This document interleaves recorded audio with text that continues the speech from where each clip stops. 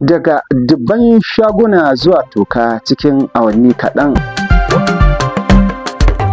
Gobarar kasuwanni na ci gaba da barazana ga tattalin arzikin Kano. Gobarar kasuwar Kano na ci gaba da jawo babbar hasara ga 'yan kasuwa da tattalin arzikin al'ummar Kano. A shekaru da dama da suka wuce, gobarar kasuwanni na faruwa lokaci zuwa lokaci inda ake rasa dubban shaguna tare da dukiyoyin miliyoyi zuwa biliyoyin naira. A rahoton da jaridar Banga ta fitar ta bayyana cewa gobarar kasuwar Singa ta shekarar 2026 ta shafi shaguna 1000 tare da asarar dukiyoyin da suka haura darajar naira biliyan 5.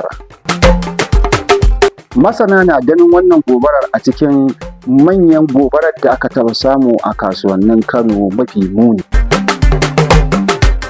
Haka kuma rahoton Rediyo Najeriya ya nuna cewa a shekarar 2025 gobara ta lalata rumfuna sama da 500 a ɗaya daga cikin kasuwannin Kano.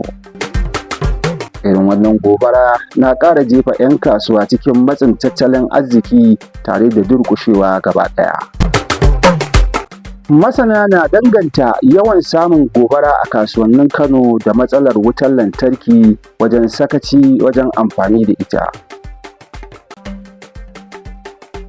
Lamarin da ke nuna akwai buƙatar a ƙara tsaurara matakan tsaro a kasuwanni domin kare rayuka da dukiyoyin 'yan kasuwa. Shin me kuke gani ya kamata gwamnati da 'yan kasuwa su yi domin rage yawan samun gobara a kasuwanni? Ku ci gaba da bibiyar Gambiza TV domin samun sahihan labarai masu zurfi. Assalamu alaikum. Gambiza TV, muryar gaskiya da wayar da kai.